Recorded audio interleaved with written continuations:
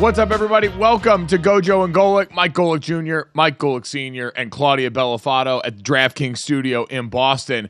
We got a great show for everybody. As always, make sure you download, subscribe, rate, and review us. Leave us a 5-star rating and check us out here live Monday through Friday from 8 to 10 a.m. Eastern on the DraftKings Network, our YouTube channel, Samsung TV Plus, Roku, Xumo Play, and the DraftKingsNetwork.com. Fun one today. We had a busy weekend, a little bit of golf, a little bit of hoops, a lot of hockey, a little bit of lacrosse. Claudia, who and what do we have coming up on the show today? Some drama, too, which we'll get to. I know you guys are excited about our guest today, because Final Four bound is Notre Dame's lacrosse men's squad, and Chris Kavanaugh will join the show to talk about it. All-weekend team who are our weekend award winners, and major accomplishment, you mentioned it, the PGA Championship, Xander Schauffele is the winner, record-breaking, which we will get to in some of the drama that ensued, I should say. But GoJo, you have a conflict with your love of Notre Dame and love of your friends. Tell us about it. Yeah, well, Claudia, usually we have this kind of drama reserved for the fall where everybody during football season says the same thing about, oh, you can't have fall weddings. You can't do this to your friends.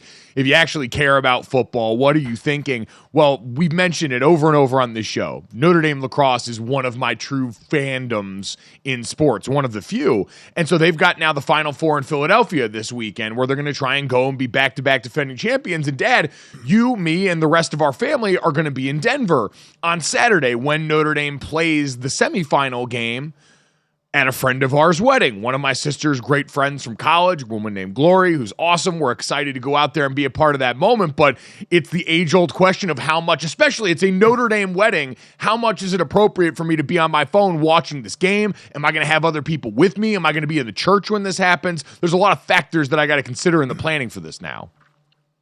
Yeah, listen, we always talk about fall weddings for football, wedding, and this is wedding season. So, this isn't out of the realm of having a wedding right now where if someone's having one in October.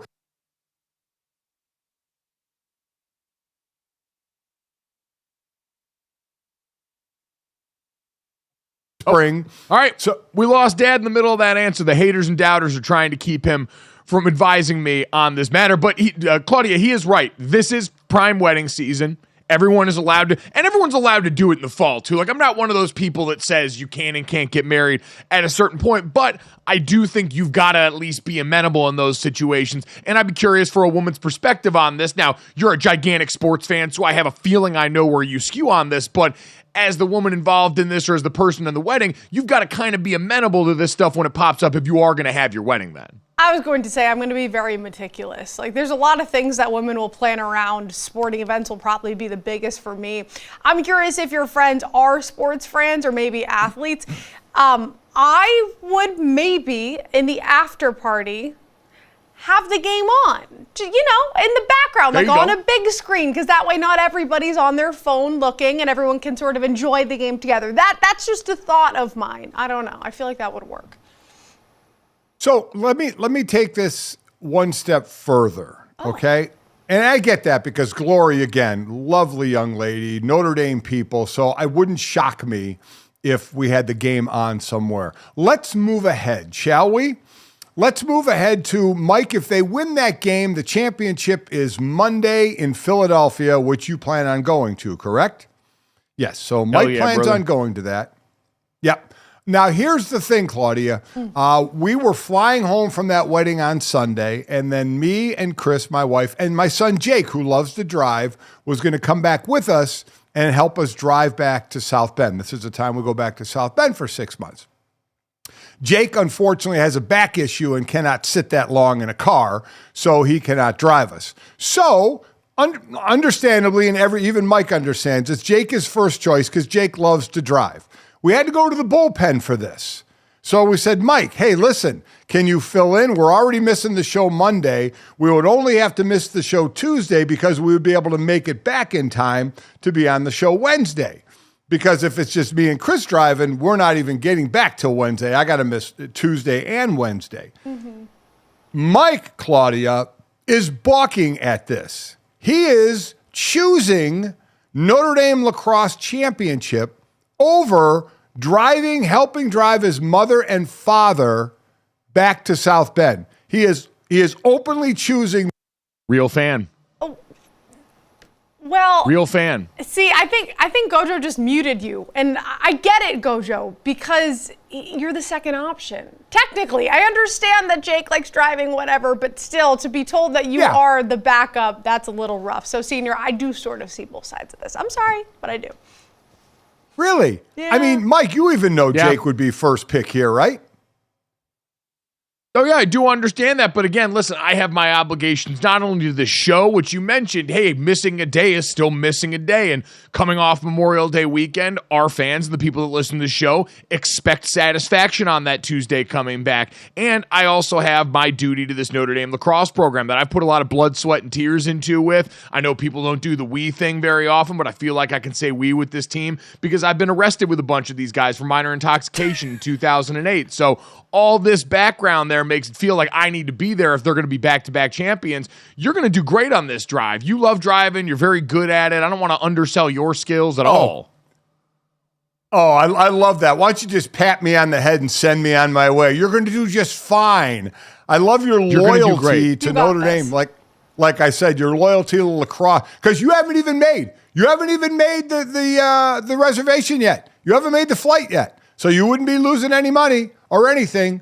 So now you have put the show and Notre Dame lacrosse ahead of the two people that have raised you to this point to be the man that you are. That's fine.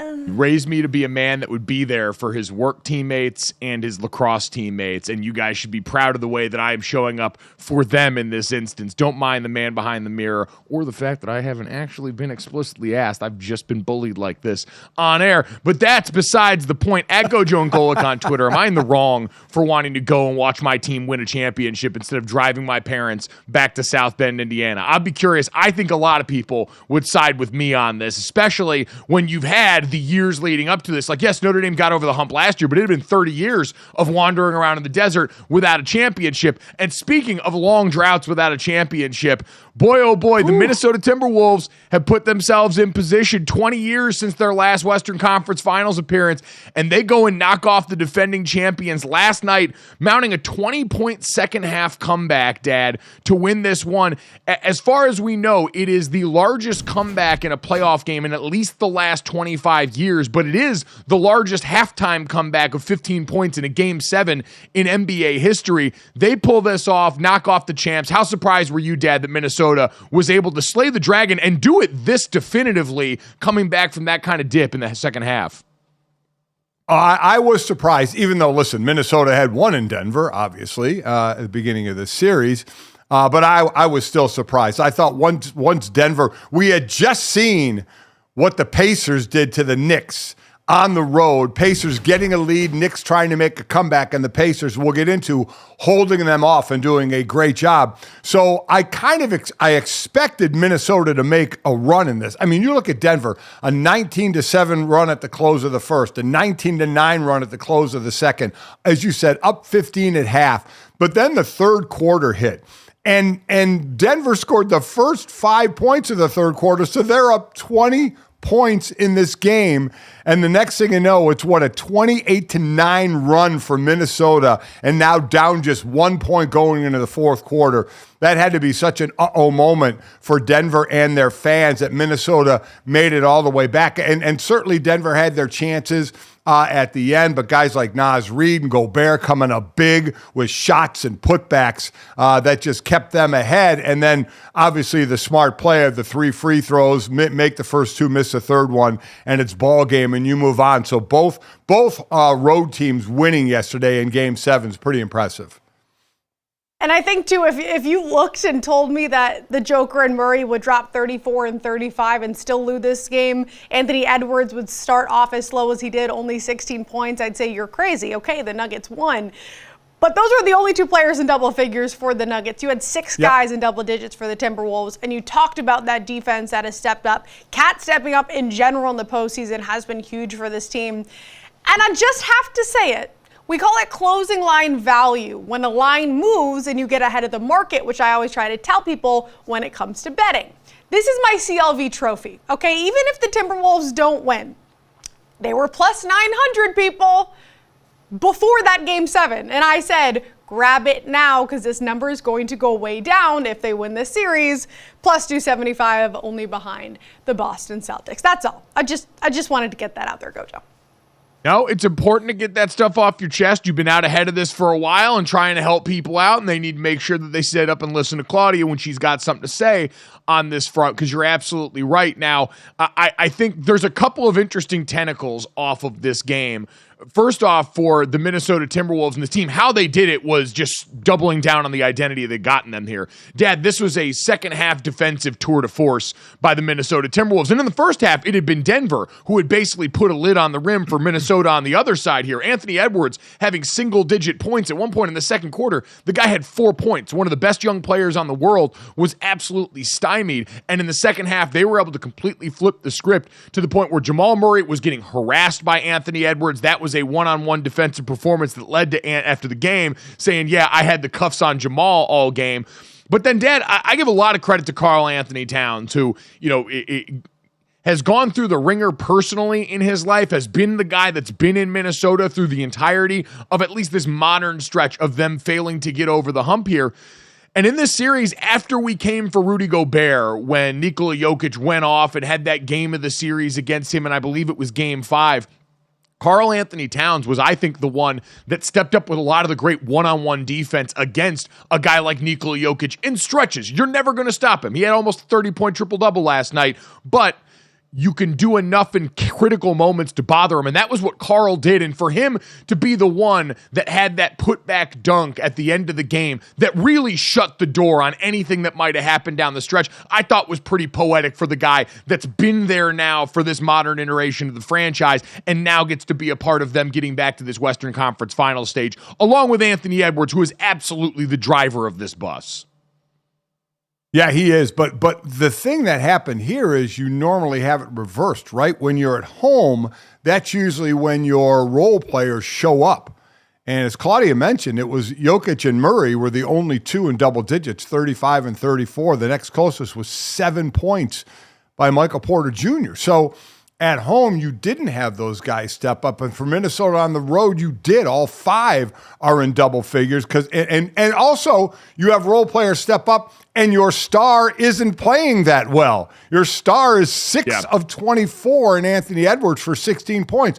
But you get, as we mentioned, Cat for 23. You get Conley for 10. You get Gobert for 13. You get Reed off the bench for 11. And you get Jaden Daniels with 23. Jaden Daniels went back-to-back games at 20 or more points for the first time in his career. You want to talk about the right moment, especially in this Game 7, going for 23, 7 of 10 from the field. That's a role player picking it up, and normally you see that out of the home team. But Minnesota, man, give them credit, obviously offensively, but then defensively for locking down Denver in that second half. Anthony Edwards tried to tell everybody they have Kevin Durant, we have Jaden McDaniels. And in the biggest moments, and this is what we talk about with Anthony Edwards, is he makes you feel like you are capable of so many different things. Like, look, this post-game press conference sound is going to be everywhere this morning of Anthony Edwards and Karl Anthony Towns. And just look at what Ant does for the confidence of Karl being right next to him, let alone on the court. This is incredible to watch. This is Timberwolves basketball. I think this was just a real showing of Timberwolves basketball at its finest, where it's a team effort. We got hype for players that we have, me, him included on this table, but like I said, we don't have a big 3, we got a big 15. Every single person on this team means a lot to this team, and they help in so many different ways. And it showed us who we are, man. Once we really lock in on the defensive end, because offensively we played okay, but once we really lock in on the defensive end, man, we're a hell of a team to beat. Yeah, I think when Rudy hit the turnaround, I was like, yeah, we probably got him. Because I know that'll kill you. I know that'll kill your that'll kill everything. Yeah. Hey. Usually in NBA history, it says you have to lose and lose big before you win. What is it about this team that says we lost last year? Yeah, but that's different. You have to lose at a bigger stage. Usually, teams usually. It's the playoffs. We lost last year. We lost the last 2 years. God damn. How much more we got to lose? Yeah, how much you want us to lose? We're losing for 20 years. I mean, that's just the truth, dog. God damn. And it was funny, Dad. Chris Finch after the game said, a lot of people around here are excited about this because they've been through the last few decades. He's like, that doesn't matter to him. And I think that's the mentality of this team that you've clearly seen. And it starts with Ant. Karl's been confident. He went on Pat Bev's podcast and said he's the greatest shooting big man of all time and he changed the game. So the guy's not lacking for personal confidence. But what Anthony Edwards has done for the overall mentality of this group and the way he lauds Chris Finch, he said that guy holds us accountable 1 to 15 in a way that sounds Belichickian, and all that's added up to the way they've managed to change this team. And Dad, it's an incredible opportunity now. Denver going down ensures that for the 6th straight year now, we will, or I believe it's the 5th straight year, we won't have had a champion repeat. We have had the champion from last year lose before the conference finals. And now this opens it up for a guy like Anthony Edwards, a guy like Luka Doncic, potentially Jason Tatum and the Boston Celtics to now go and add a ring. Like, we're in a special point of the postseason where it is clearly defined. Somebody new is going to get to add the hardware to the mantle that changes the way we talk about them in the NBA. And man, the prospect of that man being Anthony Edwards with a team that, because of what they did this series, I think more and more people are now going to take seriously in that conversation. That's a coup for all of us as fans because he has that kind of juice that, man, if you were to add a title to this 22-year-old's already burgeoning postseason resume, there's no telling how high this thing can fly. Listen, I that's another reason I just think we've talked about this. I think the NBA is in a good place because you wondered, is Denver going to have this power? And as long as Murray and the Joker and the pieces around him are together, are they going to make a run? Or is Boston going to jump into this thing with the talent that they have? But I mean, already Denver's out. Boston obviously is still there. But we talk about the other teams that have come in and the stars on those teams, right? With the Pacers being the 6th seed, and we'll get to that, and knocking out the Knicks, who are still a really good team with young, really good players as well. And then obviously you have Dallas moving on with Luka, which we'll get to, and Anthony Edwards here, and really Oklahoma City losing, but you still have SGA and Chet Holmgren, young players there. So I like where the league is at with the better teams that are showing right now because of the. I will say, though, Dad, this puts a tremendous amount of pressure on the Boston Celtics from here on out in this postseason. Because all the teams we mentioned, young, up and coming, the Indiana Pacers are playing with house money, right? I think that's why I look at them a little bit differently in this postseason series. A lot of people didn't expect them to be here in the ways they were, even after the in-season tournament, even after Tyrese Halliburton came on everybody's radar. You look at Anthony Edwards, he's only 22 years old. Luka Doncic and Kyrie, I don't know if we're putting the same narrative pressure on Luka yet, just because it feels like, they've just now solidified around him this core that could be something sustainable, a group that he respects. But for Boston, you guys have been here for a while, and I get that Jason Tatum and Jaylen Brown are still young men and still guys that have a lot out in front of them. But, Dad, this Boston core has been together for so long, I think people are starting to get impatient. And considering they've had this injury-riddled, very easy road to the Eastern Conference Finals so far, it seems like put up or shut up time for them, where now it's all going to shift into their lap in terms of the anxiety around the rest of this postseason. Well, you talk about windows, right? We always talk about the NFL, is their window closed? Well, that's true in every sport, right? For Boston, how much longer does the window stay open? Because we look at them, and as I said, we look at Denver it's like the Buffalo Bills. The window's been open, but they can never close the deal. So it's how long does that last? And as I was saying, for Denver, the key for them is score 100 points, right? They're now 0-11 when they're held under 100 points. And Minnesota, by the way, has done that to them, including yesterday, 5 of those times. So great job defensively against a really good team, obviously, in Denver. An incredible effort from the Timberwolves. But, Dad, coming up next, you mentioned championship windows. We had a great time with this New York Knicks run, but how worried should Knicks fans be that the championship window may already be squeaking closed in the Tom Thibodeau era? Next here on GoJo and Golic.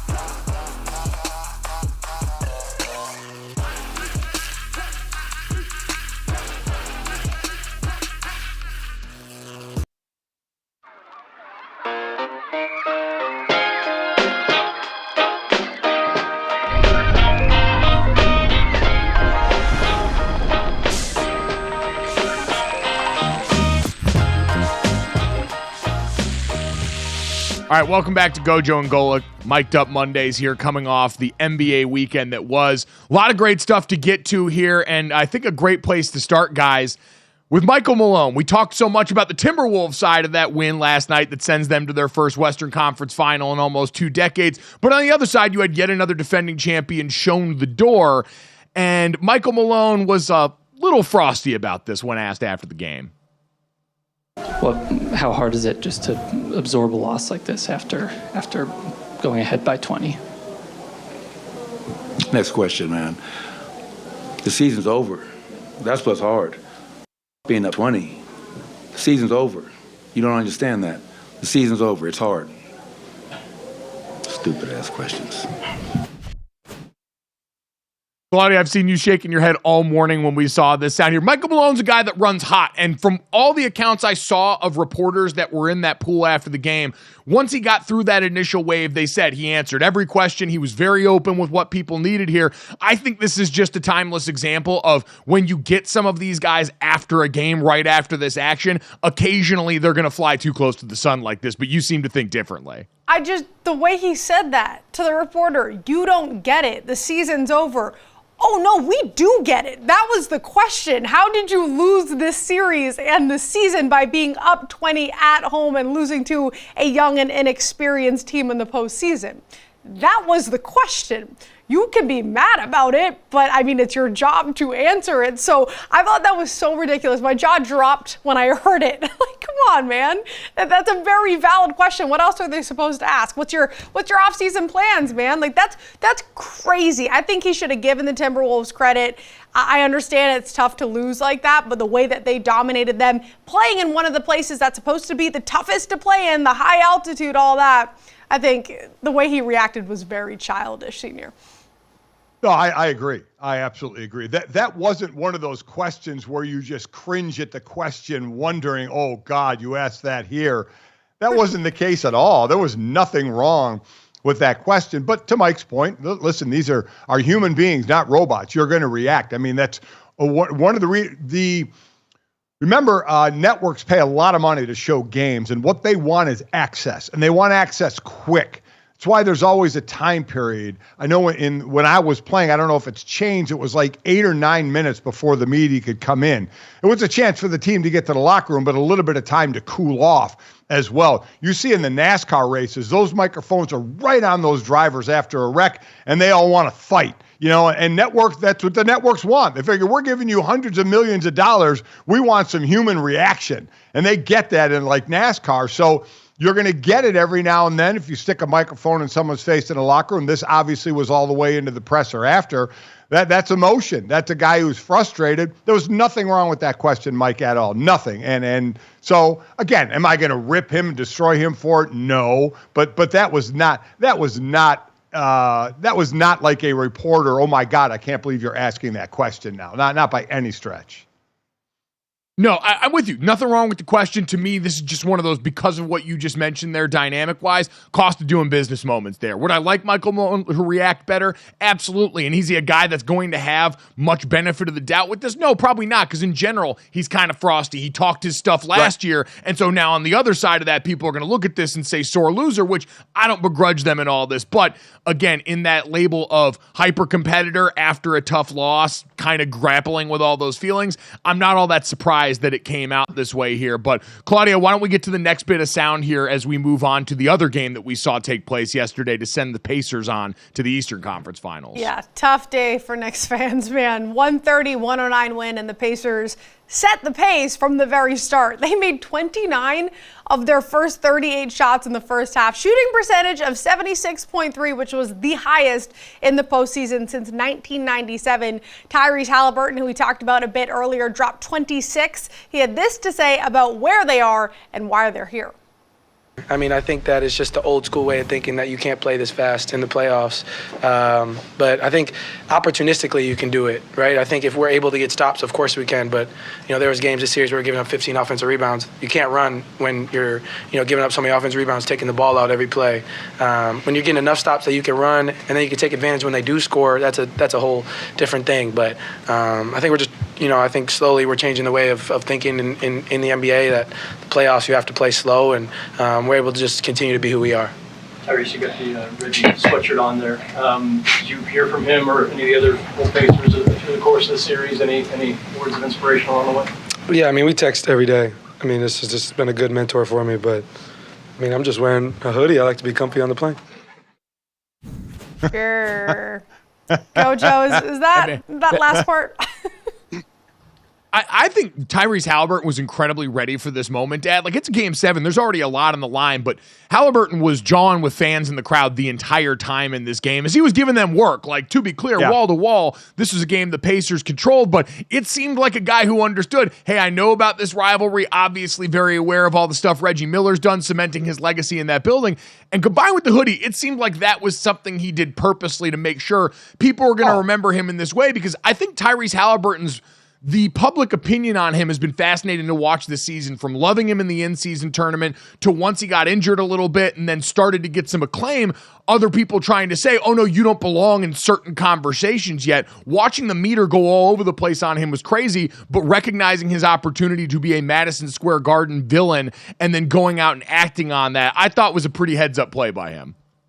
Oh, listen, he knew exactly what he was doing, right? I mean, there's no doubt when you're putting on a shirt like that, and talking to the crowd, that's really, channeling your inner Reggie Miller, really getting on the crowd there as well. So, listen, I don't have them. I think you kind of have them as maybe they weren't expected to be there. I've liked them. I'm trying to go back and remember if I actually picked them in this series. I like what they're doing, and their game happened to actually work against this opponent because they like to run, and their opponent, the Knicks, we kept talking about the injuries, right? Their rotation just, while it wasn't getting shorter, it was becoming different people because of the injuries that they had, people they normally hadn't counted on.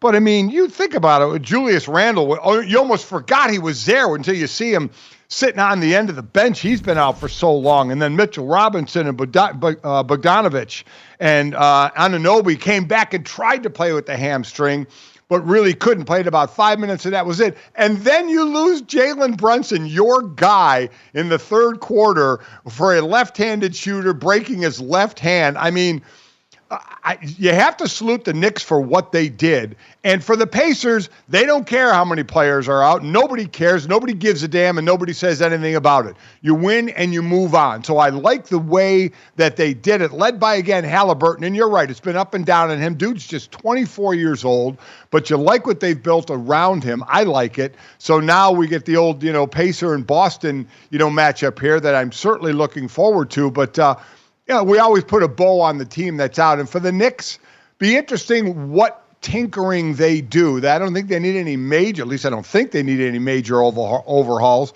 but what tinkering they may do to this lineup. And then you just kind of got to hope they don't get injured, because that really costs them. Well, I think that's the thing, is you mentioned it there, having Julius Randle, Bojan Bogdanovic, Mitchell Robinson, Jalen Brunson ends the series in that way, which is probably the most emblematic of this entire Knicks postseason run. The fact that a guy that had given you one of the best singular postseason performances in these first two rounds that we'd seen in quite some time, especially doing it with less physical ability than most of the guys that we talk about in this vein, to now have him on the shelf at the end is a reminder that, you know what, I think we've gone probably overboard in both directions with the conversation around Tom Thibodeau and his style of play and the way that he grinds these guys into dust.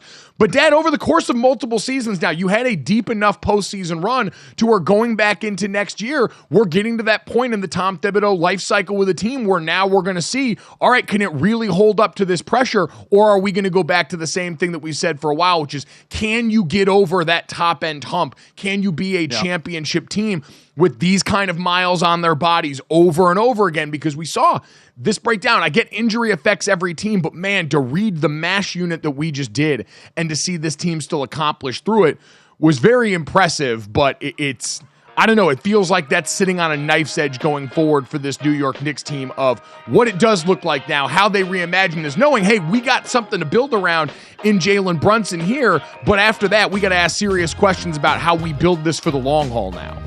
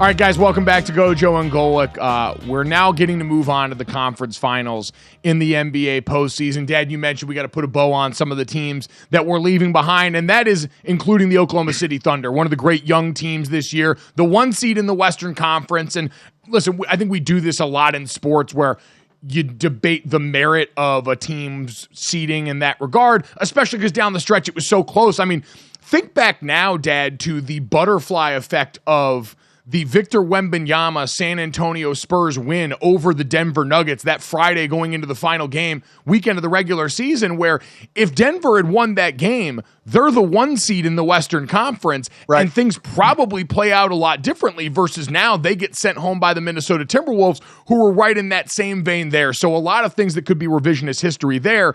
But the Oklahoma City Thunder, another one of those teams we talked about, felt a little bit ahead of schedule. You knew what you had in Shai Gilgeous-Alexander. You had so many other people come along in the Jalen Williams, in Lou Dort, but certainly Chet Holmgren as well in his first real season coming off of injury. The impact he made on this team certainly can be felt. And Chet talked after the game about trying to hold on to this feeling and use it going forward. Yeah, I'm definitely going to remember it. Always, it's hard to tell what you remember more, the wins or the losses, but this definitely stings. It doesn't feel great. So, it's definitely kind of a driving force to not want to feel this feeling again. So, and nobody wins 12 straight championships. So, the chances that I'm going to feel this at some point again, is definitely there. But, I'm going to do everything in my power to, avoid this feeling again. And Dad, we mentioned this before the end of this series here. Oklahoma City, even if it had gone this way, has so much to be excited about, especially given their recent past and the fact that this franchise has found a way to continue to resurrect itself despite not being in a place that's ever going to be a marquee free agent destination where you can just easily microwave success. I know obviously you have to just talk about the end right at the end when it's over for you, but I'm still amazed how that one ended. Again, Mavs are down 17 in this one. They come back. In the final 5 minutes of the game, there were 5 lead changes and 2 ties, and the Thunder led for, I think, at least all but 1 minute of that time. Chet Holmgren puts them up 116-115, and then with 2.5 seconds to go, I mean, I get it. If you're under the basket and you have the possibility of an easy shot, foul the guy and put him on the line. But PJ Washington is on the baseline 3, and SGA goes up high, gets caught in the air, and fouls him on a 3-point attempt. I mean, I can't believe that happened. And then PJ Washington, who, by the way, was the second leading scorer for this team in the playoffs behind Luka, he does exactly what he should do. He makes the first 2, give him a 1-point lead. Oklahoma City has no timeouts left, so you miss that third shot. So they got to get the rebound. Clock starts right away, and they don't get off a decent look at all and get that win. So I was surprised at the foul at the end. Again, SGA got caught in the air, but I'm with you. Just what we talked about before, the youth on this team, the youth in this league right now, I think it's in a great spot. So yeah, could we say they were a little early, not being in the playoffs, but being the number 1 seed?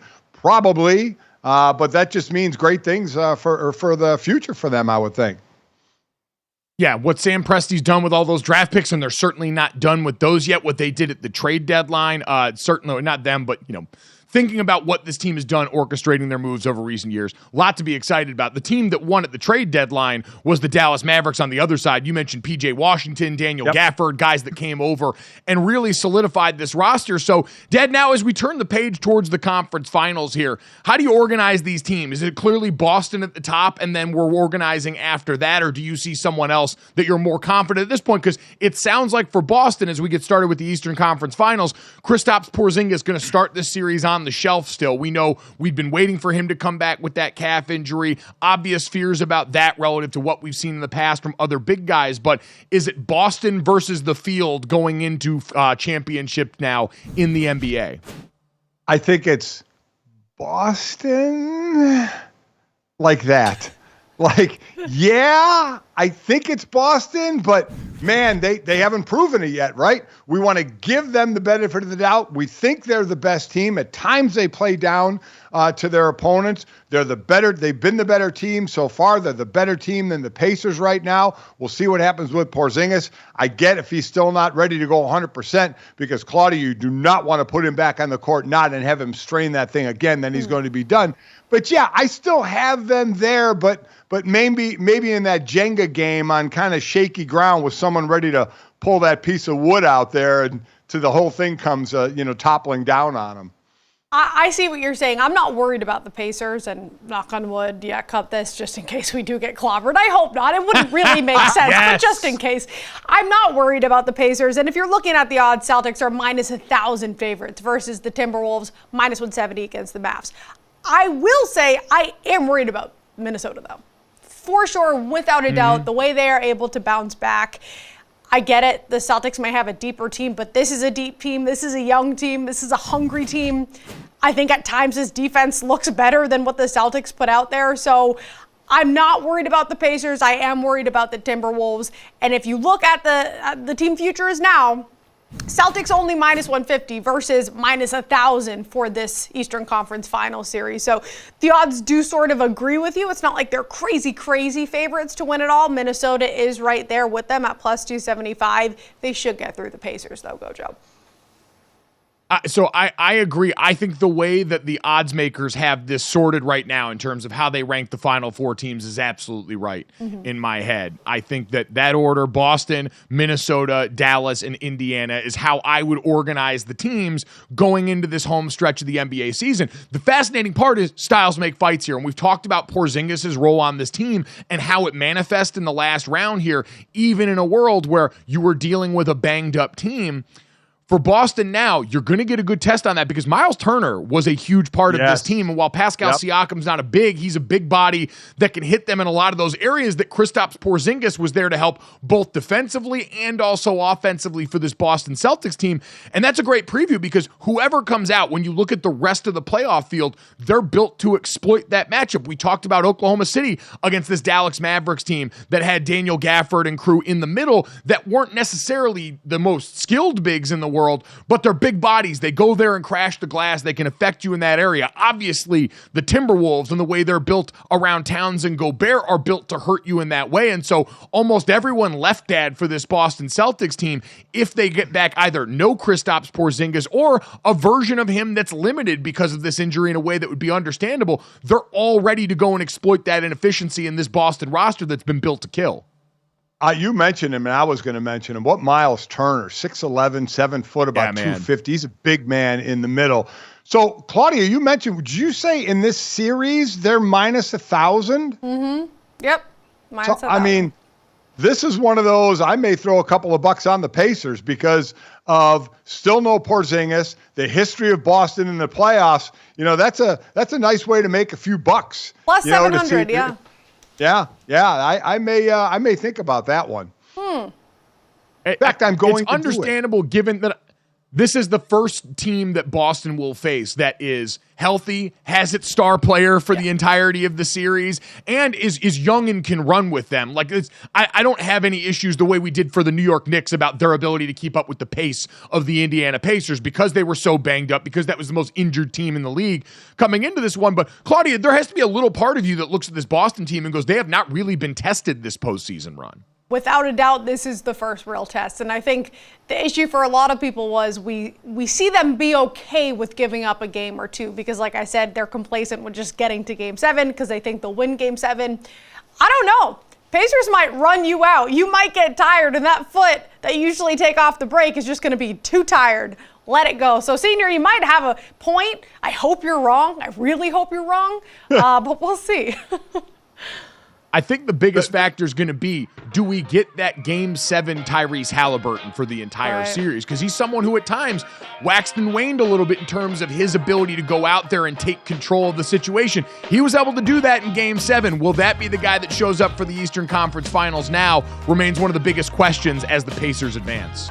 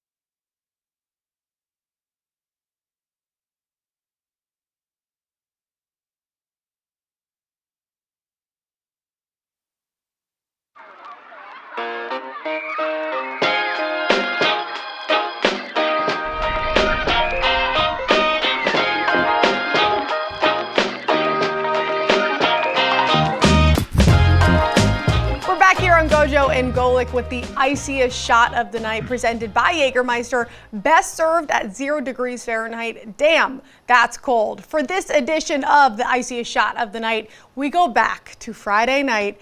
Game 6, Bruins-Panthers. Defenseman Gustav Forsling scored just his second goal of the playoffs in good timing. 1:33 left in regulation. Panthers get the 2-1 win, 4-2 series victory. Here is the Florida defenseman commenting on his offense after the game. I'm not usually the guy who scores the game-winning goal. I'm trying to defend out there most of the time, so it's fun to score always and help your team win. But I'll stick to defense. Well, yeah, I'm sure it was fun for him. Was not fun for Boston. This was a tough series. I kept saying throughout it that Florida played like the better team. They played harder. They had more shots on net. They played a bit more physical. So I do in some ways think they deserved it. But to go down like this with 1:33 left and a defenseman scores the game-winning goal, it's tough, GoJo. It's tough, Claudia, but unfortunately, and I don't want to spend too much time here digging into your trauma, but at the same time I do, is unfortunately, this is just lumped into a larger pile of the Panthers' ownership over Boston. They've now won all 3 games in Boston in this series. They've won 6 straight playoff games at TD Garden, and they've won their last 3 postseason series against Boston. So what's it going to take to get over the hump here? At some point, we talk about this all the time, like how mental a block can be versus an opposing team. And it seems like there's something pretty in the Boston Bruins' heads about this Florida Panthers squad. Yeah, a win here in this series definitely would have, I think, helped get over that hump. But like I said, it just came down to basics. I really think just puck management, getting shots on net, something that they did better than us in those last 3 series in the postseason, in the regular season game. So I don't think it's necessarily a roster construction issue. Like I've been talking about, I think our goaltending's great. I think we had an edge in goaltending over them. It just came down to mistakes, and they made less. Yeah, and listen, they've had, as Mike just mentioned, they've obviously had Boston's number. Now they move on to the Eastern Conference Final against the Rangers. This is a team, the Panthers, who last year lost in the Cup Finals to the Golden Knights. So it's not like they're in an unfamiliar place, but just Boston on the receiving end yet again. But what a feeling that's got to be. I mean, Game 7, double overtime, you score the game winner because it's that quick. You always think you're moving on in the playoffs. And I've always talked about this. You get that one loss in that game like this, or in football, it is only one game, one loss, and you go from we're going to go on and play in the conference finals to the next day we're clearing out our lockers and getting ready, for the offseason. It's so humbling at how quickly the whole thing just ends. It is, and especially, Claudia, having to ride a hot goaltender the way you guys did. We always talk about that in the NHL postseason, but man, what Jeremy Swayman managed to do this year, and it sounds like, they're going to get the long-term deal done. He's going to be the guy there for a while, but you know how fickle this sport can be where you get hot at the right time and try and capitalize on that, and so it sucks. It feels like there was some meat left on the bone that he really went out there and handled. Yeah, and that was an issue we talked about heading into it because they did that sort of goalie carousel between him and Ullmark, and the question was, should they just stick to Swayman? And I think that was the right choice in this past series. My friend Sophia, she is the host of the Bruins, and she was there, obviously, at the game, and she said the feeling with that 1:33 left to go, where all the Bruins fans were standing up thinking this was about to go into overtime, going to be an awesome, Game 7. And she said it was just deflated. Like the whole entire arena was just completely deflated because we knew that we had a really talented team coming off of a historic season last year with a good core of those guys coming back. So yeah, it was tough. Do we have to keep reliving this, GoJo? Or yes, no, yes. we don't. I'll commiserate with you because I want to ask a question at GoJo and Golic on Twitter field. On Twitter field, Jesus Christ, whatever that is. On Twitter. Not sure where that is either. That's not a field; it's a hellscape at this point. At GoJo and Golic on Twitter. I want to know what your most deflating moment as a sports fan has been, because what Claudia just described, that air coming out of the arena, was what I always remember. Like, one of my core memories, a game that I didn't get to attend, was the Bush Push game. I was supposed to be in South Bend for Notre Dame USC in 2005 when Reggie Bush famously pushes Matt Leinart along the goal line and inadvertently invents the tush push later on for the Philadelphia Eagles. But I had friends of mine, I missed that because of a high school football game that got postponed. I had friends of mine that were in the stadium for that, and right before the Bush Push, you had Matt Leinart fumble the ball out of bounds inside the 10-yard line, and the time runs off the clock, and everyone runs on the field, and then they bring everyone back because they've got to put that time back on because the ball goes out of bounds and stops the clock. And then when Reggie Bush pushes Matt across the goal line, that was when they said you could hear a mouse fart in church. It was that quiet inside of Notre Dame Stadium at that point. So I want to know for other people, what was the most deflating event that they had ever been a part of? Because for me, even not being there, that's the one that's most stuck in my craw as a Notre Dame fan. Dad, I don't know if you have one of your own. Well, I mean, and I do feel for, like you said, Boston and you guys, Claudia, that last minute 33 of how frantic everybody had to be, to try and score to send it to overtime, which just had to be brutal. Just watch the end of the season. For me, as far as playing, the most, were you talking about deflating a loss? Is that?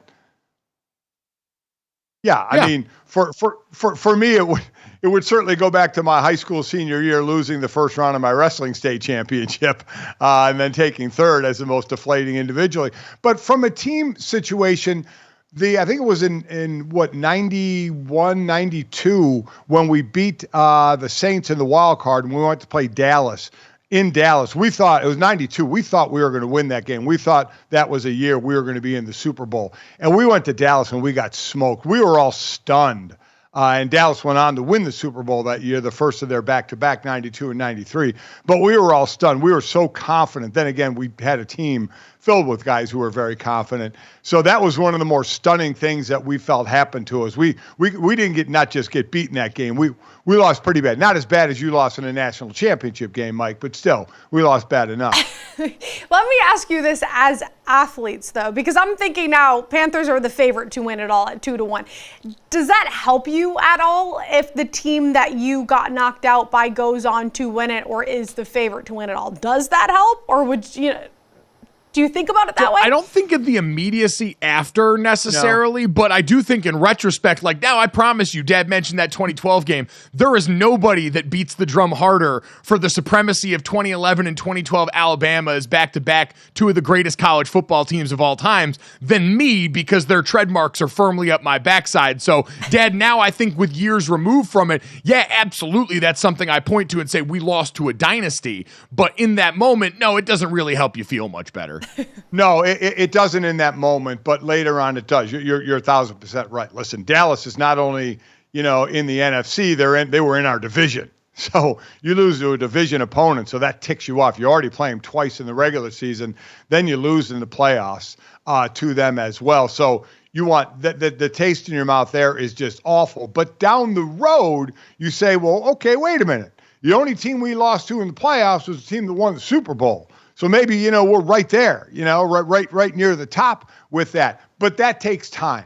As Mike said, Claudia, the immediacy is like no way in hell, especially if it's a team that you play a lot like we did, Philly and Dallas, to lose to them in the playoffs. Because you don't really, in that moment, think about how good, like I promise you, going back into that game, we just digested Alabama like any other opponent. We weren't beat by the helmet going in. You watched on tape, and people ask all the time, did you actually think you were going to win in that game? Yes, 100%. Like based on what we watched on tape, it was obviously a different story in person. And then you zoom out. I remember so vividly watching on ESPN Classic when we played USC at the end of that season. USC had started that season number 1. We had started unranked. And by the end of the season, we flipped. We were 1 and they were unranked. And I'm watching that game and I see on TV, it's the TV copy, and I see the lower third that says we were like 122nd in red zone offense that year. And I texted one of my friends. I was like, I didn't realize we were that bad at that. Like, you lose the forest for the trees when you're in the middle of that moment. And so now zooming back out and seeing also, oh yeah, Alabama was in the middle of a pretty incredible run at the start of the Nick Saban-led dynasty there. We were probably facing an uphill battle, are the kind of things that you can see with the benefit of the hindsight and not as a dumbass 23-year-old kid trying to go out there and win one for the Gipper.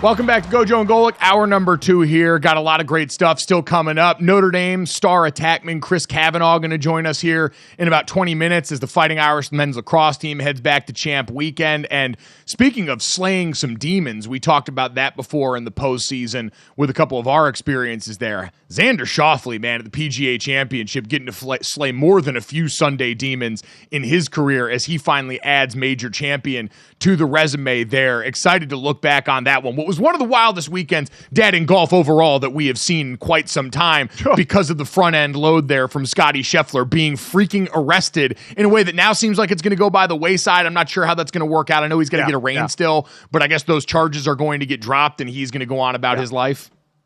Yeah, there was no, the body cam wasn't on, the officer that arrested him, and just the way it's going, it just looks like it's not worth anybody's time, quite honestly, and just end up dropping the charges and everybody move on from this. It seems pretty petty in the light that somebody lost their life in this. So we expect that to happen. But one thing I never, ever, been doing this a long time, long time, to hear the number one golfer in the world say he was stretching to get ready for his round in his jail cell was not a line I thought I'd ever hear. And he sat there and he answered every question, couldn't get in obviously to the details, but how he was feeling around it, because something you don't hear every day. You got to tee off in a few hours and you're in a jail cell watching on a TV from your jail cell the story about you. is got to be amazing, not even knowing if you're going to get to your tee time, of which if you don't, you're going to be disqualified. I mean, just an amazing thing, and comes out and shot pretty well that day, but not in contention by the end of this thing. But what a story. We'll get to plenty more on that, because I think it is just as captivating almost as Xander Schauffele winning. I mean, Scottie Scheffler finished tied for 8th in a tournament that he started watching in jail. You're absolutely right. It was one of the most unique sets of circumstances we've seen. The golf course, we can talk about the setup, the weather, all these things that led to people absolutely devastating Valhalla in this tournament. 21 under wins the day there. But before we get to that, Dad, I do want to dip into this. The WNBA continues to roll along to a strong start to their season with a lot of interesting headlines, and I think so many of us had been waiting to see when the tires were going to start to get traction with Caitlin Clark. And while it didn't manifest in a win over the New York Liberty, as they start with a gauntlet coming out the stretch with games against the Sun and Liberty, 2 of the top 3 teams in the W last year, Caitlin Clark finally goes off and has a more Caitlin Clark-esque game. Season high in points, assists, and minutes with 34 minutes played, 22 points, and 8 assists in this game. Some dimes that we're used to seeing from Caitlin Clark, who spoke after about her adjustment to this grind and very physical level of basketball in the W. Yeah, I think just taking care of your body, taking care of your mind.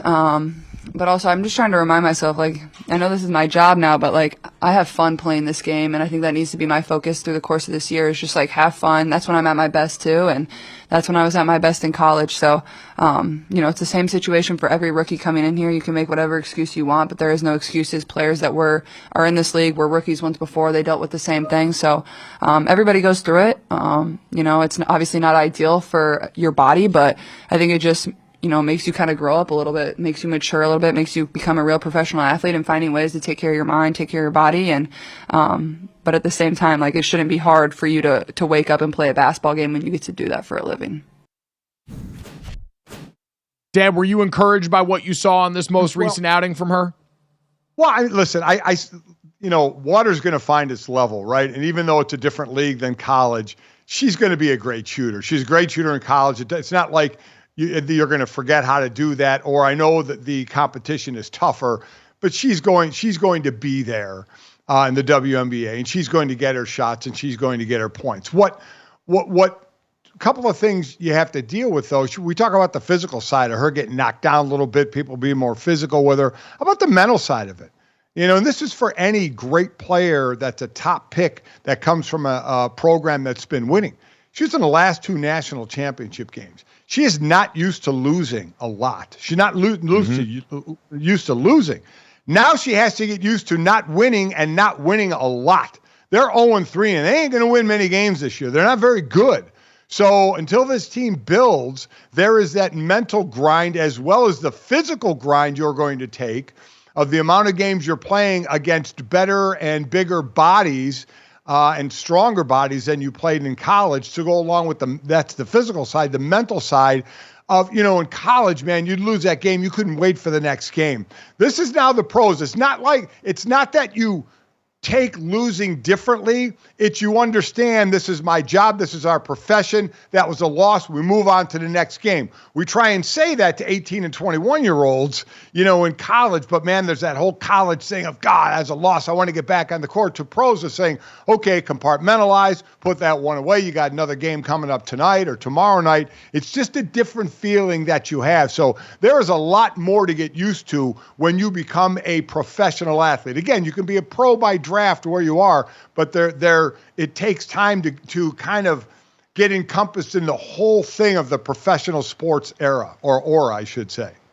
Well, and I think you're doing that in her case, and I saw Sue Bird talking about this, saying, I don't know if there's been more pressure on a player coming into the W than there's been on Caitlin Clark, and so she's used to that, there's no doubt, especially over the course of this last year, but she does have a lot on her shoulders. This is the first game, though, where it started to look familiar again. Some of the shots, some of the stuff from beyond 3 started to look more like the player that we had been used to. So again, you're right, because of the gauntlet of the schedule they play, because of the overall quality of the team, the record's not going to be the thing to pay attention to this year. I think it's going to be a lot more micro with Caitlin Clark as they continue to go around on a team that's going to be on TV a bunch and going to give the spotlight to a lot of others. Claudia, the interesting thing I want to talk about, though, spinning off this, is as we talk about this league's overall advancement, the Las Vegas Aces are a team that's now under investigation by the WNBA because of a very interesting new deal that their team was a part of. Yeah, and I do, since it's money related, I just want to say quickly on the Caitlin Clark stuff, there's so much pressure not only to produce like she did, averaging almost 37 and 8, in college, but also the fact that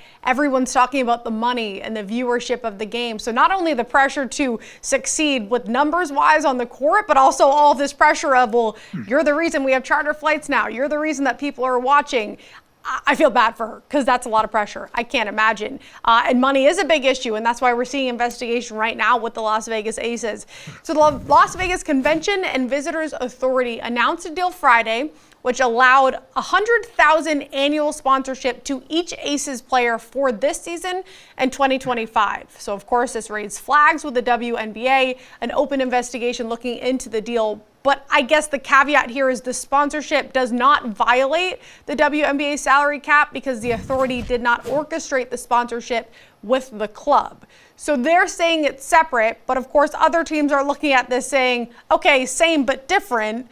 Same but different. It's pretty much you're giving money to players where other players are not getting that same value. I get it. It's a Las Vegas authority, but it still doesn't seem fair, GoJo. Well, so this is really interesting to me because this is falling under the category technically of name, image, and likeness and some sort of deal that comes through that, which we're all getting more acquainted to through college, Dad. We're talking about it a lot at that level, and all the stuff about enticement there we sort of throw by the wayside. This is different. This is a capped league or a league that deals with a salary cap in the same way that professional basketball does, and this is a league that's got a collective bargaining agreement that delegates how you're allowed to do things financially, and this is walking up as close to the line of circumventing the salary cap as you can. I think there's only a handful of players that make over $100,000 on this team, some of the stars in this group. And so this is a huge sum of money for a lot of these players and a big time game changer. But Dad, on the other side, they did go through and broker these deals with all the individual agents of the players involved. You could say, hey, it's kind of similar to what we always talk about of, hey, when you sign with a team in a major market and you have all of the ancillary media opportunities, when you sign with a team in the NFL like the Dallas Cowboys, where the brand is going to help you get access to so many more of these things, or you go to a place with no state income tax, all these things factor into free agent decisions, the way that guys talk about this, because right now you've got the rest of the league looking and going, yeah, Mark Davis, who's already been a guy heavily investing in this team, now has another feather in his cap when they're trying to recruit even more star players to come play for what's already the two-time defending WNBA champions. How do you, I'm trying to figure out if you're the league, a professional league now again, how you can stop this, even if we want it stopped, right? So there are those that might be wondering, well, what do they have to do for their $100,000? Well, basically they're going to wear stuff that has Las Vegas on it and promote Vegas. That's it. There's like no specific number of tweets, number of appearances.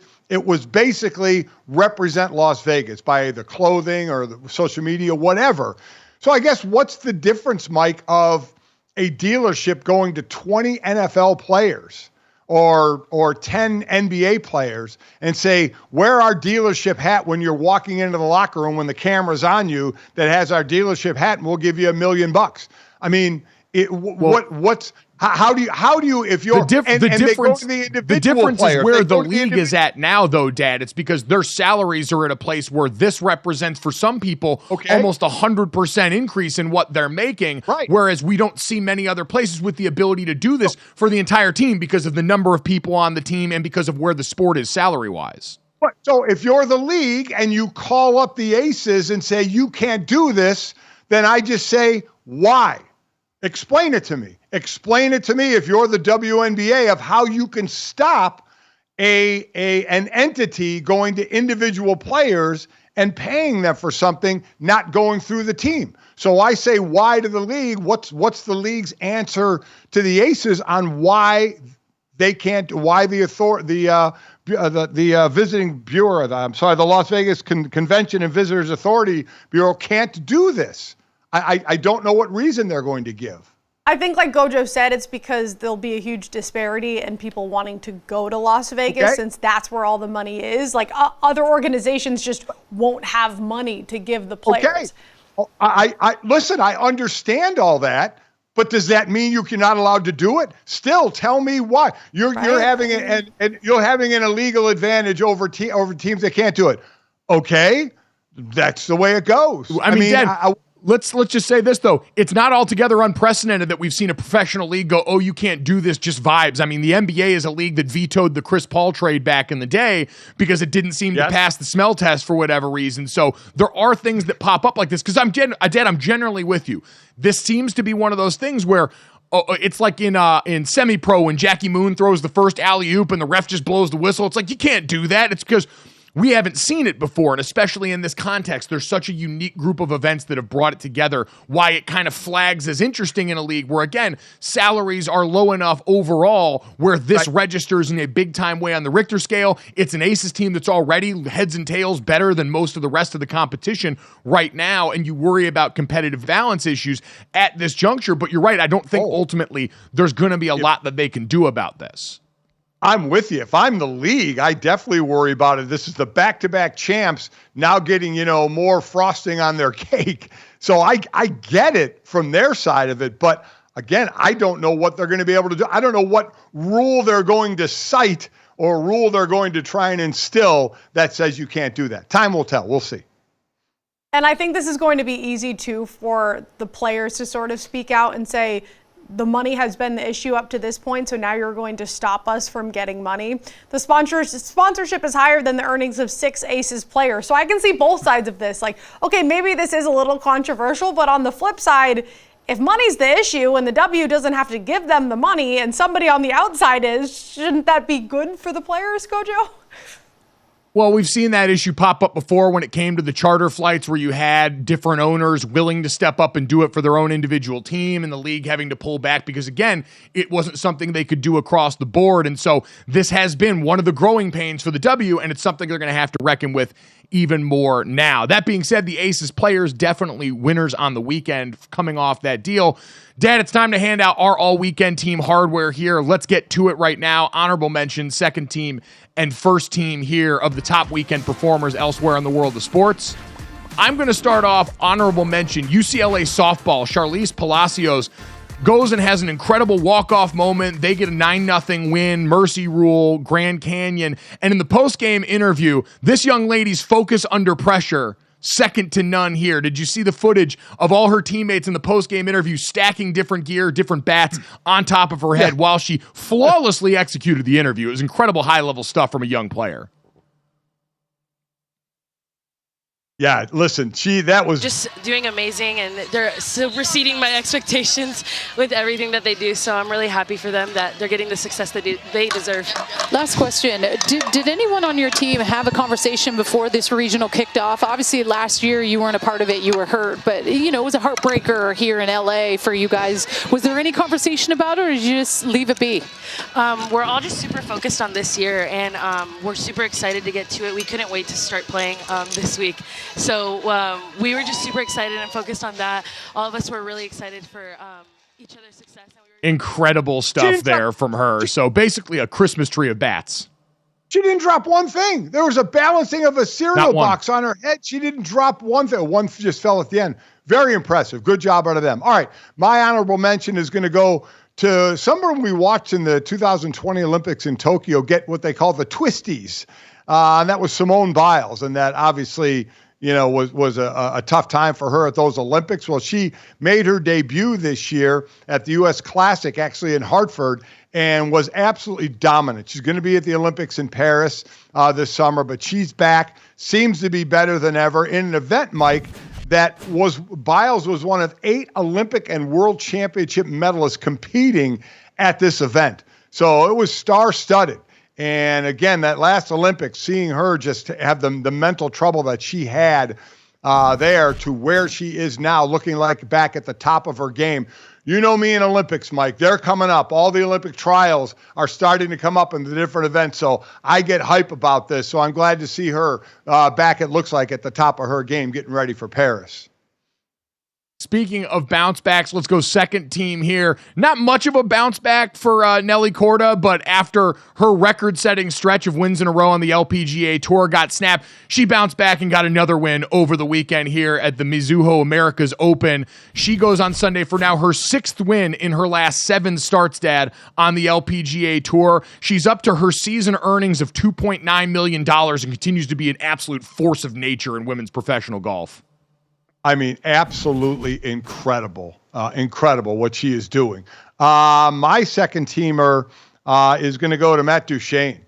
He scores the winner in second overtime as the Dallas Stars advance to the Western Conference Final with a 2-1 win over the Avs. So, again, when you can get that win in overtime to move your team on, to me, that's one of the, in hockey, as I said, there's nothing like getting the overtime goals in hockey to not only win the game, but to move your team on. It's just got to be one of the great moments for an athlete to go slide on down the ice. So great moment for him, great moment for his team as they move on.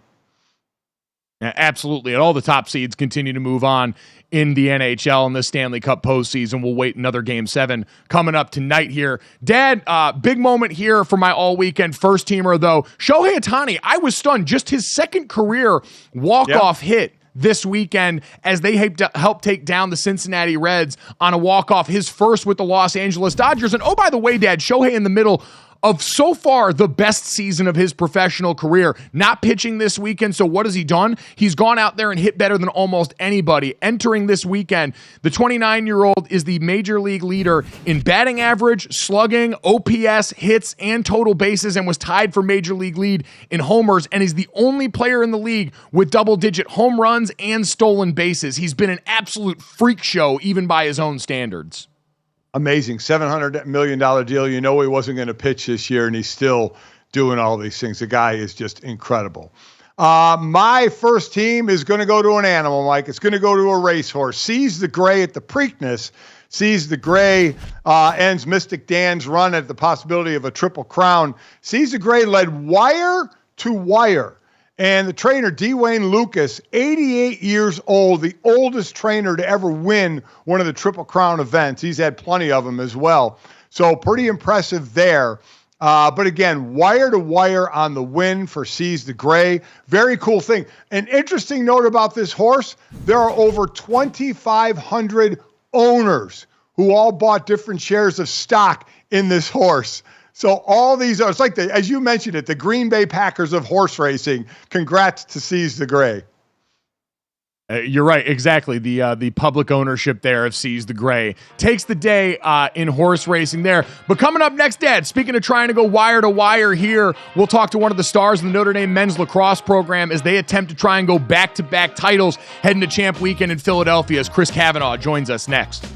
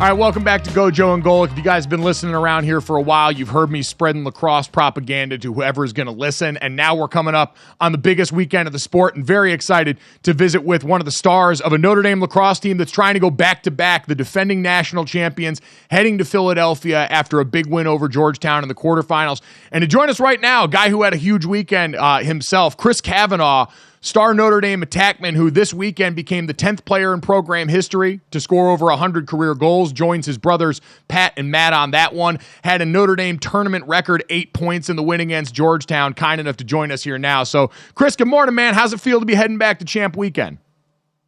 Feels great. This is one experience for my lifetime last year, so happy to share this experience with my new team this year and happy to go back. That's a great way to put it, because every year we all know teams change, especially in college with graduations and certainly with transfers and all that. How going into this game you just won against Georgetown was the only team, I think it was end of February, they beat you in overtime. The only team that had beaten you guys this year. Did that change any thought process going into this game? We played them in February, so we didn't know what we were as a team, so it was really early. So we got a couple months under our belt, and we knew we were a different team. Our strategies were different. We stuck together more, and we just found ourselves as a team as a whole. So I think we were just replenished and ready to go and kind of get that revenge on our only loss in the season. You mentioned after that game, what was the conversation like? Was there a come to Jesus meeting? Because you guys have been a buzzsaw since then. Yeah, so I think we kind of needed that kind of little smack in the face to wake up. We kind of played two quality games before that, and then we had a real good opponent in Georgetown, and kind of weren't playing our best game, and we saw that in the film, obviously on Monday, and just watching it all this week, it was kind of embarrassing. But yeah, it was kind of a smack in the face wake up call for us, and we definitely needed that as a new team finding its identity. So it definitely helped us out. How much does it now? Listen, you guys have been to the Final Four, been to the championship game before, obviously won it last year. So how much does that help? We always talk about this experience at the championship level when you get to the last couple of games of how important that is.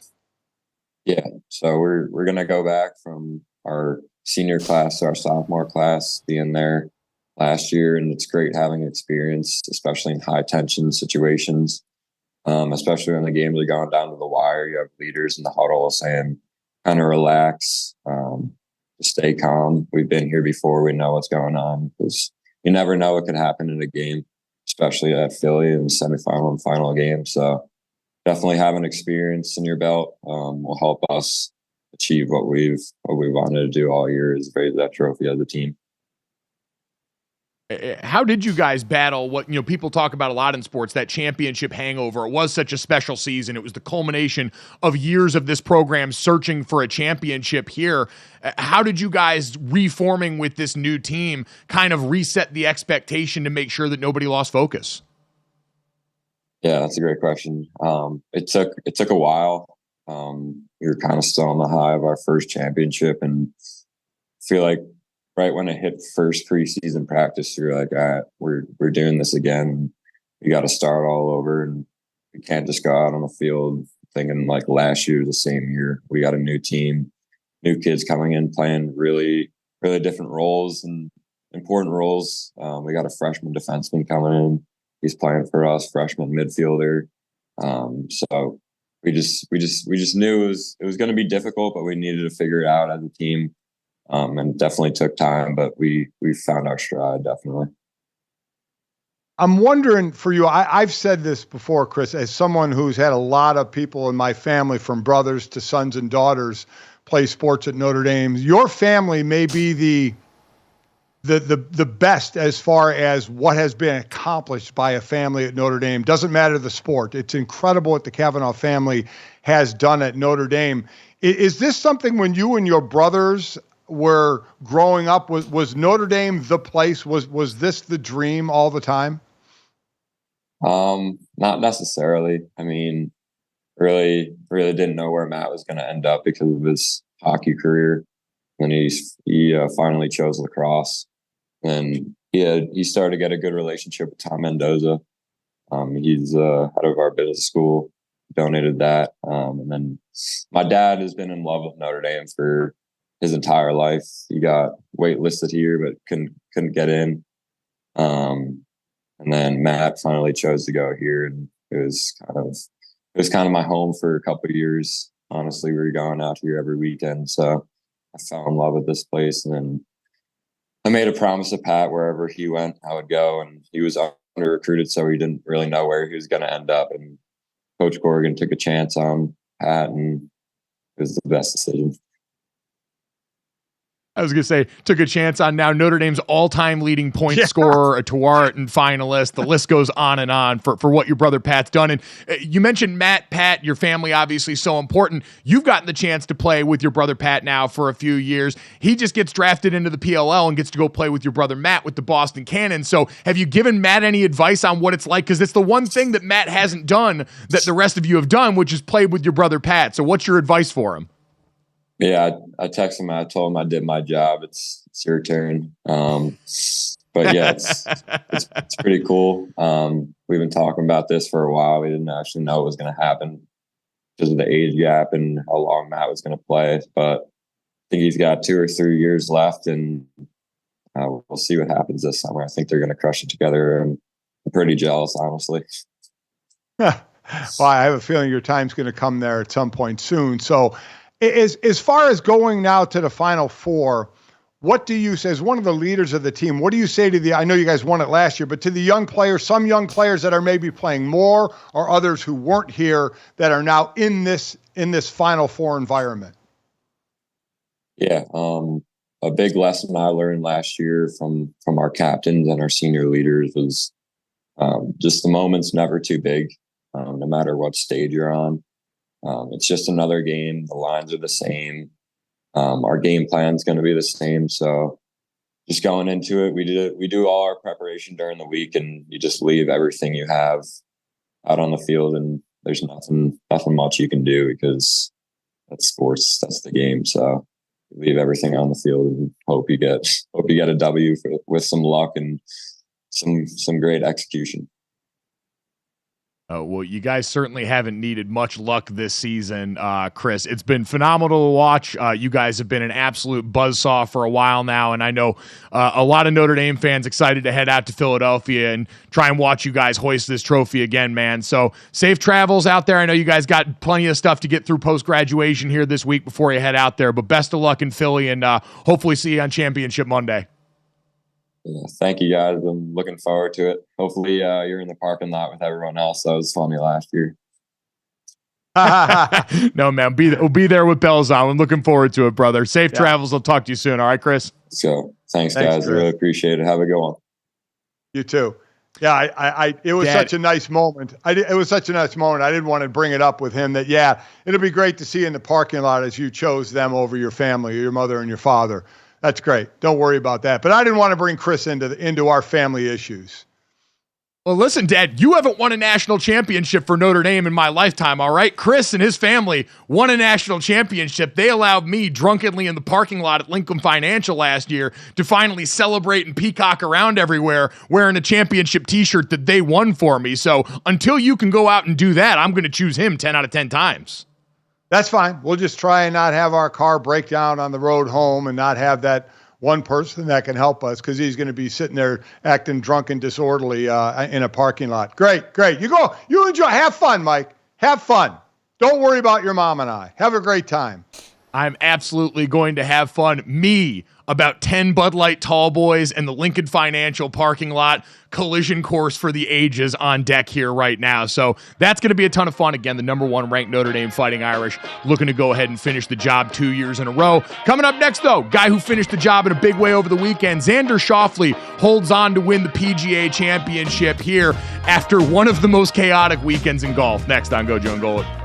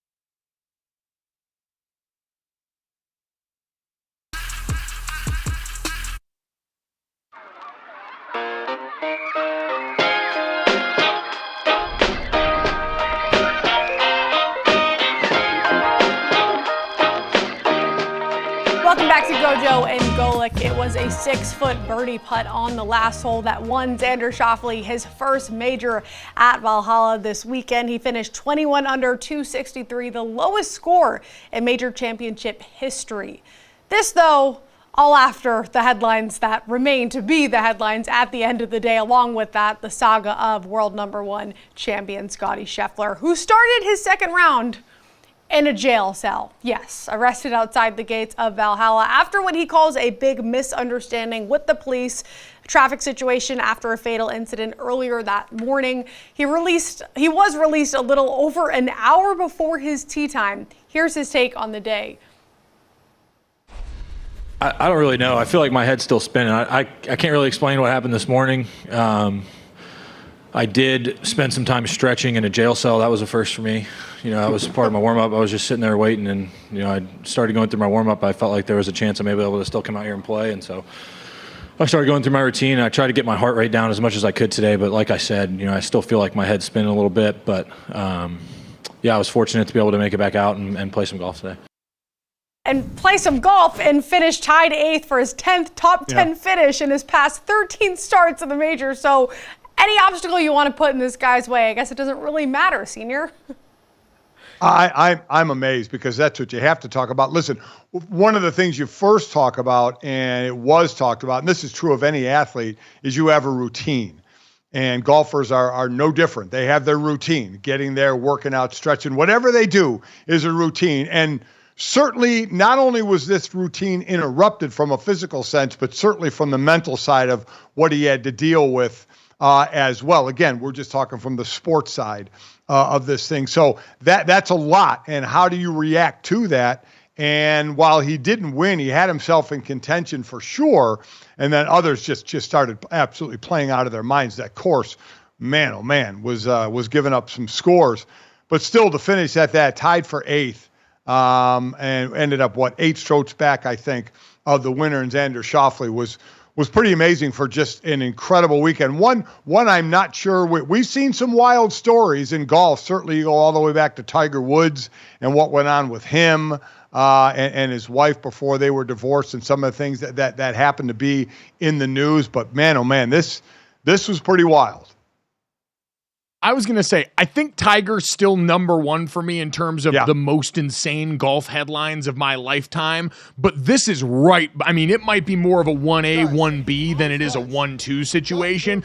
Because again, Scottie Scheffele showed you in this tournament, he's the best golfer in the world. Like, that man overcame smelling jail food to come back and almost have a shot on Sunday to be a part of the final leaderboard of this thing. But for all of that to happen as the backdrop, and Dad, honestly, you heard in that press conference there, but listening to him overall answer questions, he was incredibly thoughtful, gave a lot of really great answers coming off of that about that entire situation, how he handled it start to finish. And again, we'll see this finally, I think, finished off this week when he's arraigned. But Scottie Scheffele, in the face of all that chaos, withstood remarkably well on and off the course for him. But it did give way to, Dad, a Sunday where we saw, all right, he wasn't going to be the one that probably took home the Wanamaker, but for Xander Schauffele, who had been a guy that had been denied a major his whole career. It was his 28th major championship appearance.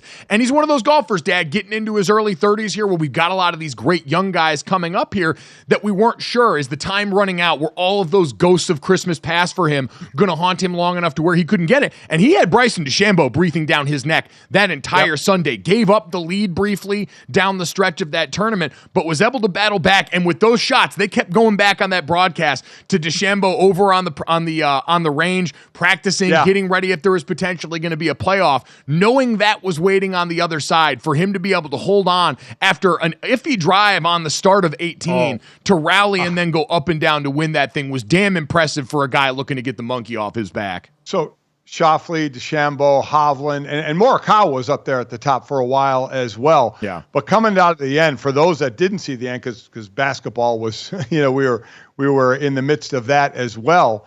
Schauffele was at 20 under, and DeChambeau and Hovland were at 19 under, and they were a couple of holes ahead of Schauffele. So they had to birdie the 18th hole to tie Schauffele, who was at 20 under at the time. DeChambeau did. Hovland not only didn't, he missed the birdie putt, then missed the par putt, but it didn't matter.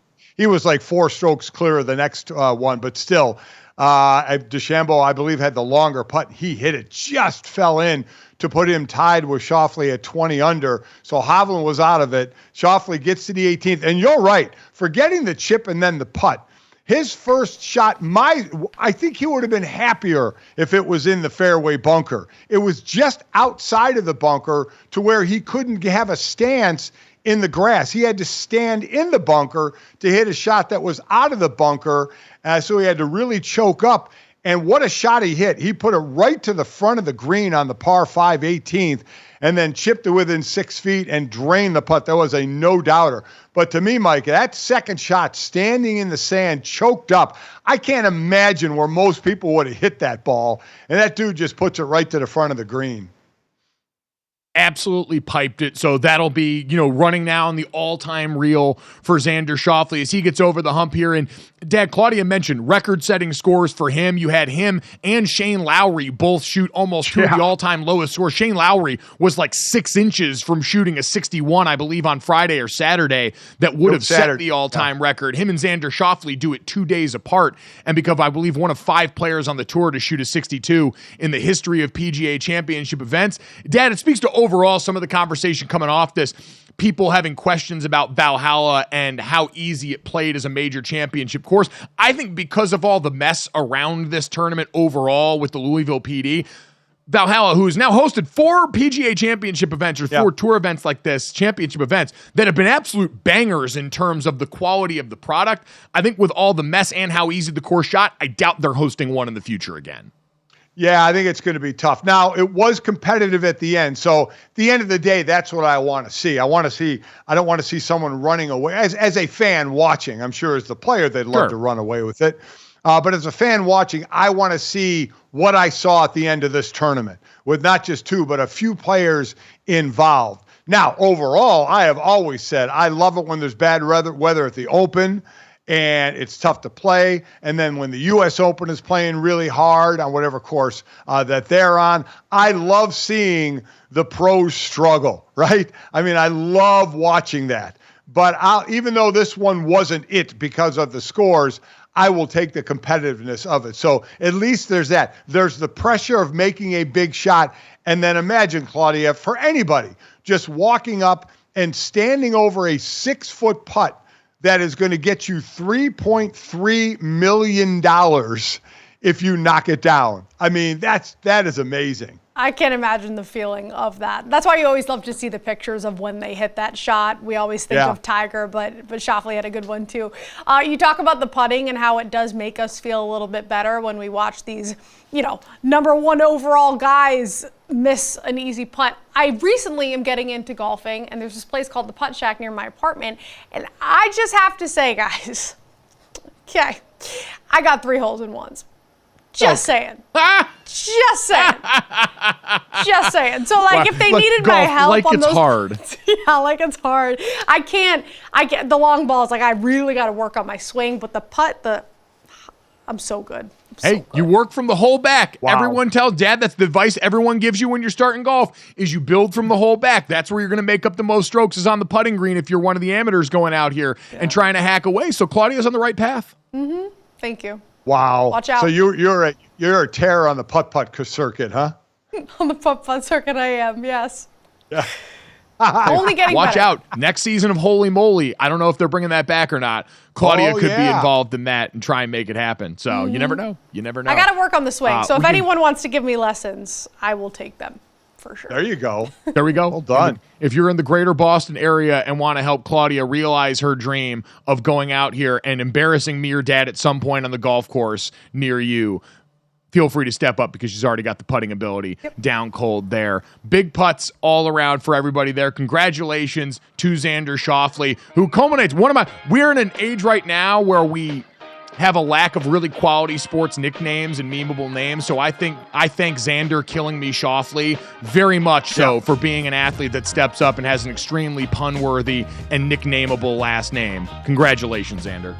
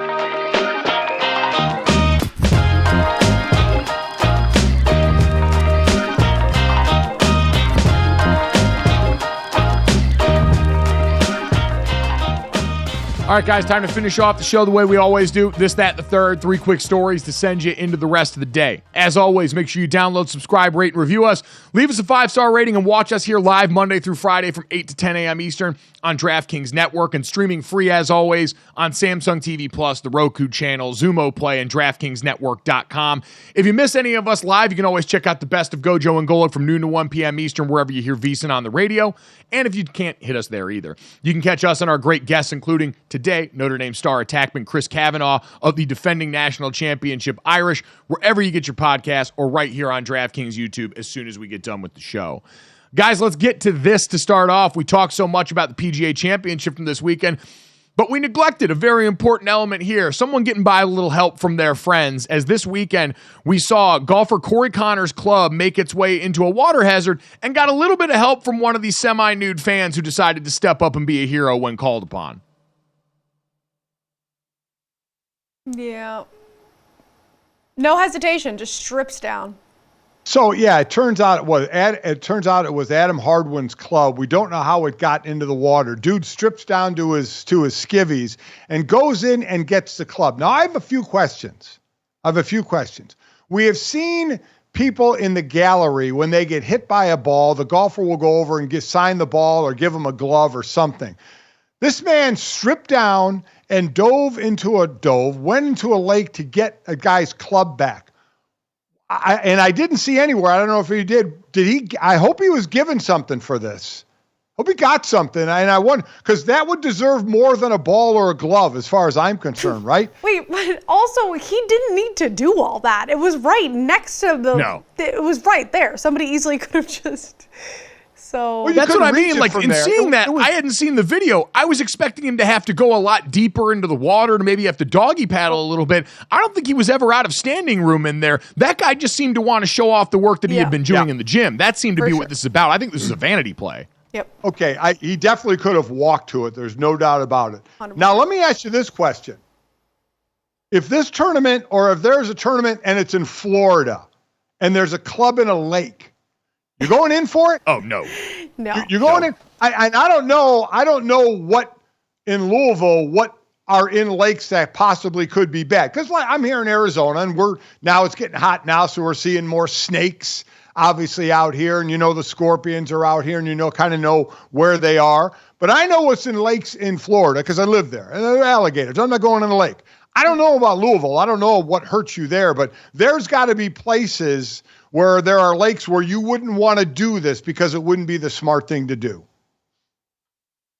Yeah, no, that's one of those, much like me in a scramble when the ball goes too far out into the pants, you got to say that one belongs to the course. That ball goes into the water in Florida and you got gator sightings anywhere nearby and you're the dude stripping down. I mean, that would be peak Florida, man. I wouldn't put it past some of the natives of the state, but wouldn't be my cup of tea. What is my cup of tea is Adam Hadwin apparently chucking clubs regularly into the water there. Dad, we've talked about my history of miniature golf rage quitting, and I can completely understand where he's coming from on that. Makes total sense. Again, for those that haven't heard, we had a great putt-putt course in Connecticut that was right next to a beautiful river. It was a wonderful, scenic putt-putt course. And Mike took bad shots and bad play very seriously to the point where at one point he hoisted the putter into the river. That was a man who didn't deal with bad things well. And we did not go in after it. That did not happen, even though there was really nothing in the river that was going to come after us. We just didn't feel like going in the river, quite honestly. No, we said bleep that club the same way, Claudia, as we get to that. Victor Wembanyama said bleep them kids over the weekend. Yeah, the video of this is ridiculous. So if you're not watching on DK Network or YouTube, please go find this video or turn us on, because apparently this is a Nike event in France. He is blocking these little children. He's dunking on them. He's acting like it's the All-Star dunk competition, but it's on young children. This is wrong, GoJo. No, Claudia, this is the only possible move. And we see it time and time again. Nothing is as undefeated in the world of sports as the hilarity of watching professional athletes swat the shots of little kids. It's instant internet fodder. And Dad, it's also the only move, because if you end up being the guy that ends up anytime getting stripped, blocked, out-dueled in a shoot-off by a little kid, you get destroyed by your peers. So there's only one speed you can go when you're on the court with these little kids because the upside and the downside are so far apart in the outcomes. Oh, that's so ridiculous, though. I mean, let a kid shoot. I mean, God. Screw that. I mean, it's no free lunches here. One thing if you're going to dribble around them and slam dunk it every time on them, but to not even let them get a shot off. I mean, listen, do I care? No, but oh my God, these little kids out there, let them have a little fun like they got a shot off and not worry about what's going to happen to what your peers are going to say on social media. It's a little ridiculous. That being said, did you see the film of Tyreek Hill getting his feet taken out by that kid at 7-on-7 camp or whatever that was? Kid had the ball, put a move on him. That was that, and Tyreek didn't let him.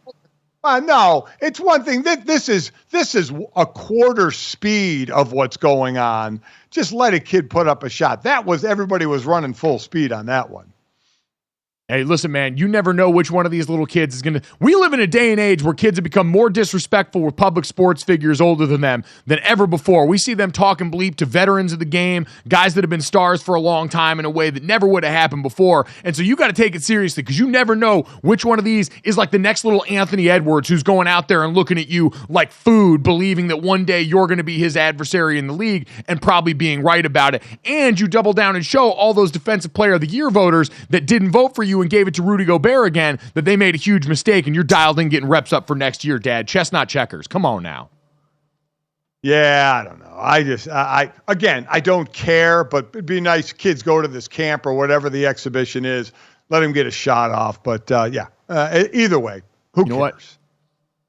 They learned a valuable lesson, which is that one of their nation's premier exports is primed and ready to go for the future of his NBA career here. They got a shining example of the man that they can watch and look up to now. That's what they saw in person. Claudia, let's get to the third. Something we saw, not in person, but on TV over the weekend that shocked and horrified many thanks to the fine folks at Virginia Baseball. I have to think that he did this on purpose, but you guys can be the judge. Jack O'Connor, UVA baseball pitcher, he was in back of his teammate during a broadcast, and he is eating a banana like a corn on the cob, and that is what he commented on this video on Instagram. Stripped free, it's a naked banana, and he is eating it sideways. He has to be doing that as a joke. Yeah, he definitely is. I mean, he's standing right behind the guy getting interviewed. He knows he's on camera. And he's eating a banana like a corn on the cob. So, this isn't one of those where you really question, oh, my God, why is he doing that? Because he's doing it on purpose. So it does bring up the question when you see people eat certain foods, what you consider the wrong way. That would be considered the wrong way. But either way, it's ended up in the same spot. It's original, I guess. To me, it barely registers on the Richter scale, though, because we watched Will Levis bite into the side of an unpeeled banana. Like, this dude at least had it peeled, so he's biting the soft stuff. It's not that. The more impressive part is that he kept the structural integrity of the banana in place long enough to eat it like corn, because it looked like it was pretty ripe, and those things give away in a hurry. Yeah, I thought it might break apart as well. Do you eat Oreos more often than not, eat them as a cookie, or do you break them apart? I more often eat them as a whole cookie every once in a while. When you've got enough in the pack, you can kind of mix and match a bit. But Claudia, call me old-fashioned. I like to take it in as the chef intended. Yeah, because I don't think it's right when it doesn't have the cream filling on it. And I know, GoJo, when you break down these specific special Oreos, you like to show the audience. But I think if I'm at home chilling, eating an Oreo, the whole thing's going down.